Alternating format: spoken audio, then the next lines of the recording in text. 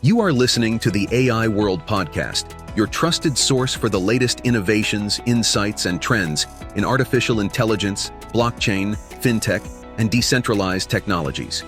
Each episode features expert interviews, engaging discussions, and in-depth analysis of how AI transforms industries worldwide. Stay ahead of the curve with the latest articles and exclusive reports from the AI World Journal, covering everything from emerging technologies to industry breakthroughs. For more news, global events, and access to AI World Society circle gatherings, visit us at aiworld.tv. Don't forget to subscribe to stay informed, stay connected, and be part of the AI revolution with AI World Lounge. Thank you for listening. Okay, if you feel like you're just completely swimming in AI news lately, I mean, 1 minute it's a massive stock surge, the next there's a report about local politics pushing back, you're definitely not alone. Right. So today we're doing something maybe a little ambitious. We've got this huge stack of sources, all from around September 2025, and we're trying to distill this global AI race down to 3 key fronts. We're aiming for a snapshot, basically. Yeah. Where's the money going, the really big money, and why is the market getting so concentrated so fast? Yep. Then, what about the actual physical stuff, the concrete, the cooling systems, all the infrastructure you need for this? Right, the non-virtual part. Exactly. And finally, the immediate problems this is causing, friction in workplaces, in towns, things like that. Our goal is really to pull out the most surprising details from different industries. And just to give you a feel for the kind of financial scale we're talking about, let's start with maybe a really niche corner, AI in medical writing. Yeah, it sounds super specific, doesn't it? But the numbers, well, they're not small. Sources are projecting this area, driven by drug companies needing AI drafting tools, could hit, get this, $1.78 billion by 2029. Wow. That's serious money for something that felt like sci-fi just a few years back. It really is. A huge underpinning. So that kind of growth, it's a strong signal, right? Right. But the real capital, the tsunami, is flowing towards the big general AI infrastructure. Let's unpack that investment wave. Well, the consolidation is just happening incredibly fast. Look at Alibaba. Their stock jumped recently, right? Not because of e-commerce. It was directly linked to them announcing they're boosting AI spending past $50 billion. That plus rolling out new open source models. 50 billion? 50 billion. And they're leaning hard on their Nvidia partnership. They're basically betting the whole company future on becoming a global AI platform. It's not just pocket change then. We're talking about figures that completely change how we think about capital spending. If you link Alibaba's move with, say, that planned $100 billion chip deal between Nvidia and OpenAI.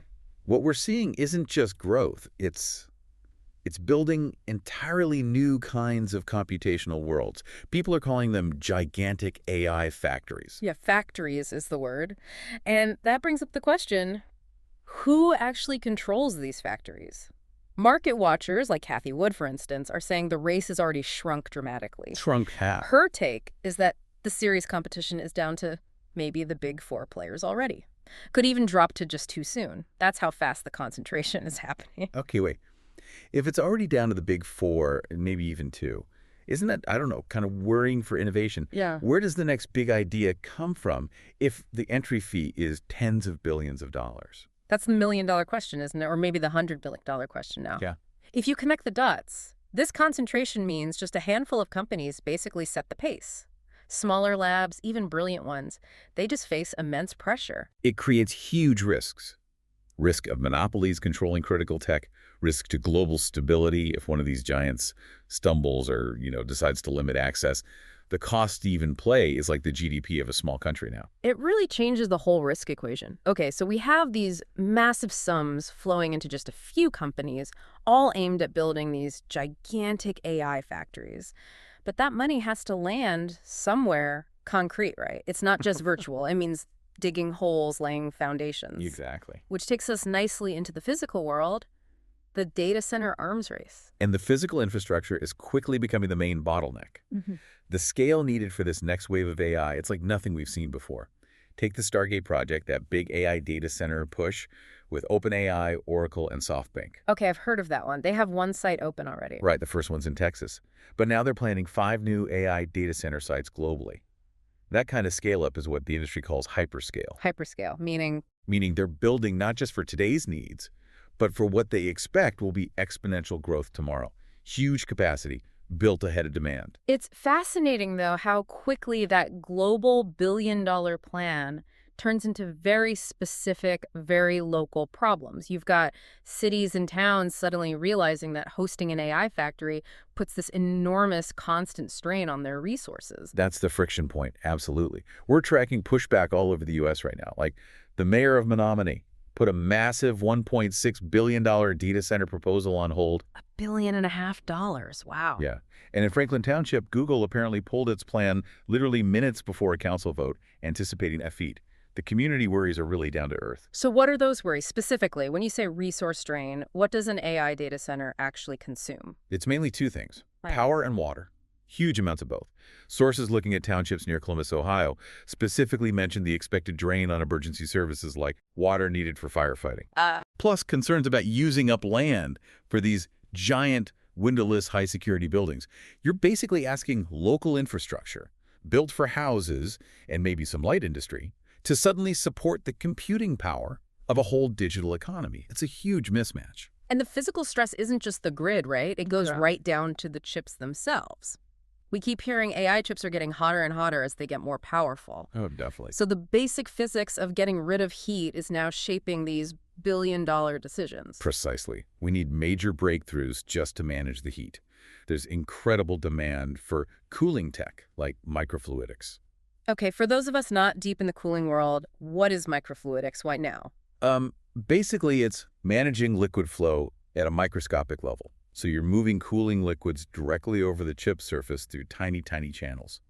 Research suggests it can cool things up to 3 times better than old-school air or even standard liquid cooling. 3 times. Yeah, it shifts cooling from being this big external box to something integrated right into the hardware microscopically. Those $100 billion chip deals, they're not just for the silicon.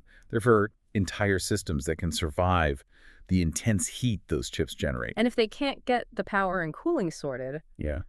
the whole project just stops. Right. We saw that stark example with Microsoft, didn't we? They had to resort to using gas generators at a data center down in Querétaro, Mexico.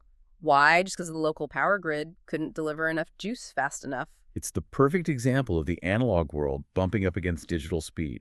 AI development wants to go warp speed, but it keeps getting slowed down by concrete, pipes, wires, and, local politics. Yeah. The ambition is outpacing the reality of utility infrastructure pretty much everywhere. That's a really strong transition point.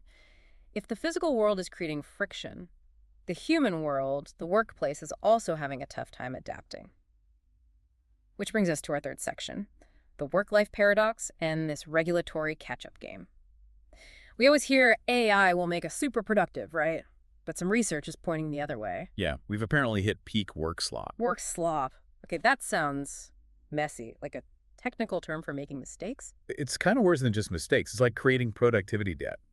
Research is showing this AI work slop is actually crushing workplace efficiency. It's causing a multi-million-dollar productivity problem in multiple industries. Okay, how does that actually work? Give me an example. Right, so imagine someone uses a generative AI tool, maybe to draft a complicated legal document or a detailed market report. Because it seems easy, they maybe rush the instructions, the prompt, and the AI spits out something of subtle errors, maybe makes up sources, hallucinations, or just misses crucial context. Then the human worker has to spend twice as long carefully checking, fixing, rewriting the AI's sloppy first draft than if they'd just written it themselves carefully in the first place. The poor quality of the initial AI output just eats up any time savings. It turns into a massive cleanup job. That's a huge immediate problem. But, okay, even with this work slop issue, people are still using AI tools like crazy, right? Right. So that data point, 90% of tech workers are now using AI at work. Absolutely. Adoption is widespread. And that Salesforce consultant story is interesting here. They apparently got their new job because they specifically trained up to be an AI expert. So it's not replacement, it's adaptation. It seems like it, yeah. Yeah. It's about rapid upskilling being essential. Companies need people who know how to use these tools effectively, how to prompt correctly, how to check the output, how to integrate it without creating more work slop. And this integration, it's moving into really high-stakes areas, too. Governance, public services. Let's look at the positive side first. The UK government, for instance, used an AI tool pretty successfully to recover, what was it, $500 million lost to fraud. £500 million. That's a massive win for efficiency for the public purse. Shows the potential power for good. Definitely. But there's a real ethical tightrope when you apply that same kind of automation to sensitive things like citizen services, especially healthcare.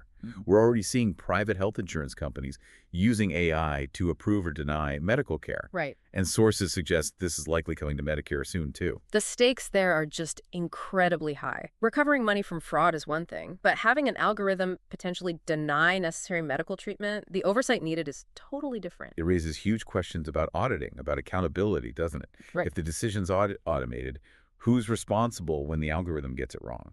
Or if it shows bias? Which is probably why the legal system is reacting quickly when these tools are misused.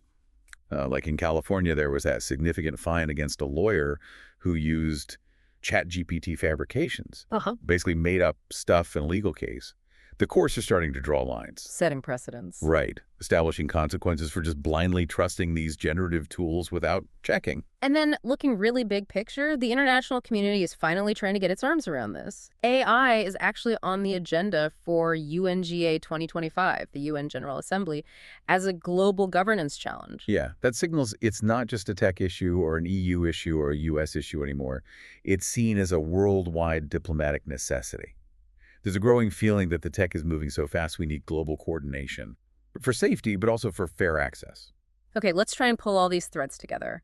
We started with the sheer financial power, that $50 billion from Alibaba, the huge Nvidia OpenAI $100 billion deal driving this intense consolidation, maybe down to just two main players. And all that money immediately creates physical demands for massive infrastructure, needing tech breakthroughs like microfluidics, driving things like the huge Stargate expansion. But that incredible technological speed is slamming right into very real, very physical analog limits. Yeah. You've got local political fights stalling $1.6 billion projects. You've got the urgent need for basic power, forcing Microsoft to fire up gas generators. And you've got the immediate human impact of work slop, actually reducing efficiency, even while almost everyone adopts the tools. The core tension seems to be this. While the big diplomatic efforts are focused up high global governance, ethics talks, UN meetings, the actual bottlenecks, the things causing the biggest delays and costs right now, are arguments over farmland, water rights, and whether the local electrical grid can handle the load. It's almost absurd when you put it like that. The future AI might not be decided in a fancy boardroom or a government building. But in a small town council meeting arguing about water access. Yeah. Exactly. These few dominant companies driving the breakthroughs are simultaneously hitting walls made of concrete, water pipes, and local resistance every time they try to actually build their giant new factories. It really makes you wonder, doesn't it? If the physical demands, the water, the power, the land, are causing such intense local friction and straining utilities, maybe the real long-term AI race isn't just about the smartest algorithm. Maybe it's the race for sustainable, deployable energy and water located right where these factors need to be. That's a powerful thought. Perhaps the speed limit on the global AI race isn't the next chip innovation, but whether, the local community in Menominee or Franklin Township gives the thumbs up to the next construction permit. Something for you to think about as you process these huge global shifts. Maybe the true cost of advanced AI will be measured in liters of water and local political approval. The future of artificial intelligence is unfolding, and it's happening at AI World Week, the flagship global event for innovation, collaboration, and transformation. This flagship global AI event is designed to connect visionary leaders, trailblazing entrepreneurs, and influential thinkers to explore the endless possibilities of AI. Experience groundbreaking technology that redefines industries and inspires progress. Join thought-provoking discussions on ethical AI, digital equity, and the transformative role of technology in our world. Build meaningful connections that catalyze innovation and drive impact. AI World Week is powered by AI World Society, a global movement dedicated to advancing AI responsibly and ensuring it serves humanity. Together, we're shaping a smarter, more inclusive, and equitable future. Continue your journey beyond the event with the AI World Journal, offering expert insights, in-depth analysis, and the latest trends shaping the AI landscape. This is your opportunity to lead, to innovate, and to transform the world with AI. AI World Week. We invite you to join us and embrace the AI revolution.